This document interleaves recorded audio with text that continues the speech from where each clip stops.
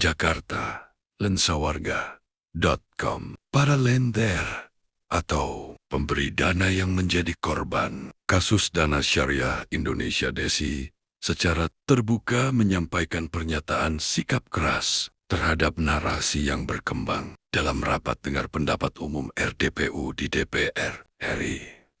Mereka menilai pertanyaan yang menyudutkan korban justru mengaburkan akar persoalan sesungguhnya, yakni gagalnya sistem pengawasan negara terhadap industri fintech P2P Lending. Dalam pernyataan tertulis tertanggal 28 Januari tahun 2026, Paguyuban Lender Korban Dana Syariah Indonesia menyesalkan munculnya pertanyaan seperti mengapa lender percaya imbal hasil tinggi dan mengapa tidak mengecek proyek secara langsung. Menurut mereka, pertanyaan tersebut bukan hanya keliru, tetapi berbahaya karena menggeser tanggung jawab dari regulator dan penyelenggara platform kepada korban. Korban telah kehilangan dana, jangan ditambah dengan kehilangan akal sehat.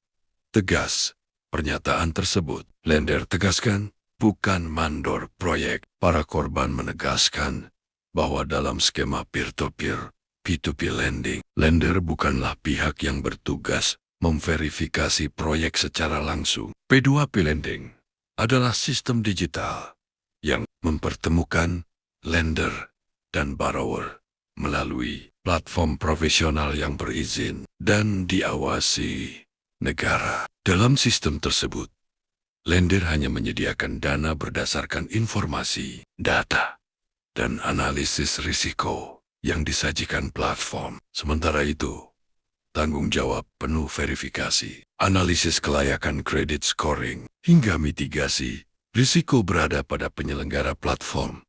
Dalam hal ini, menyuruh lender mengecek proyek langsung adalah cara berpikir mundur. Jika demikian industri fintech tidak akan pernah lahir. Tulis pernyataan itu. Korban menilai kegagalan fungsi verifikasi platform bukanlah kesalahan kewaspadaan lender, melainkan runtuhnya kredibilitas sistem pengawasan negara. Soroti peran dan tanggung jawab OJK terkait polemik imbal hasil tinggi DSI yang kini dipersoalkan. Lender justru mempertanyakan peran otoritas jasa keuangan OJK. Mereka menegaskan bahwa seluruh fintech berizin wajib melalui Regulatory Sandbox OJK, termasuk pengujian model bisnis dan skema imbal hasil. Jika imbal hasil DSI dianggap tidak wajar, mengapa izinnya diterbitkan? Jika berbahaya, mengapa dibiarkan bertahun-tahun? Demikian bunyi pernyataan tersebut. Para lender menilai aneh jika kewajaran imbal hasil baru dipersoalkan setelah dana masyarakat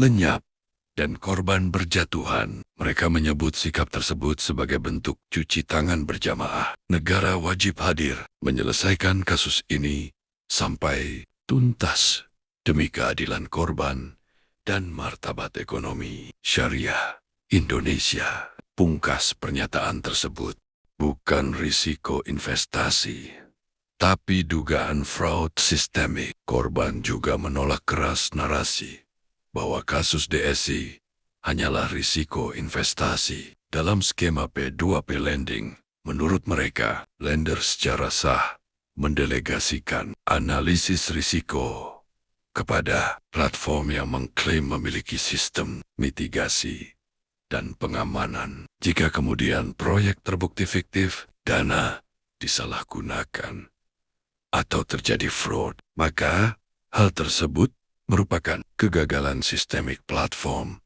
dan lemahnya pengawasan regulator, bukan kelalaian investor. Menyalahkan lender sama absurdnya dengan menyalahkan nasabah bank yang kehilangan uang akibat kejahatan internal bank.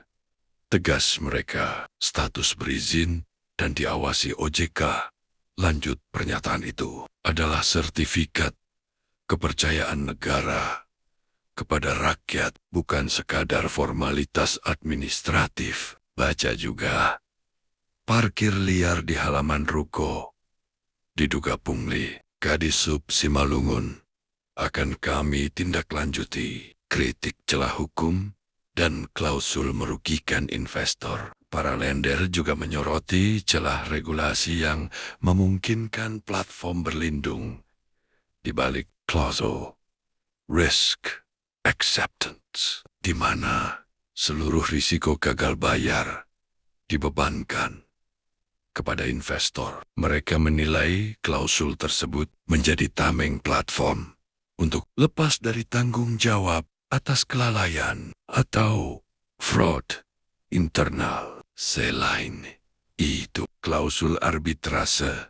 yang mahal dinilai sebagai jebakan hukum yang secara sistematis membungkam investor kecil karena biaya penyelesaian sengketa yang tidak sebanding dengan nilai kerugian, desak pengembalian dana, dan tindakan nyata negara. Dalam penutup pernyataannya, Paguyuban Lender Dana Syariah Indonesia mendesak DPR RI, OJK, dan seluruh lembaga terkait agar sisa dana lender segera dibagikan secara proporsional kepada korban tanpa menunggu proses hukum yang berlarut-larut. Menahan dana sambil menunggu proses hukum sama saja menghukum korban untuk kedua kalinya, tulis mereka. Para lender juga menyampaikan apresiasi kepada Bareskrim Polri, LPSK, PPATK, Komisi Ketiga, DPR RI, dan Komisi 11 DPR RI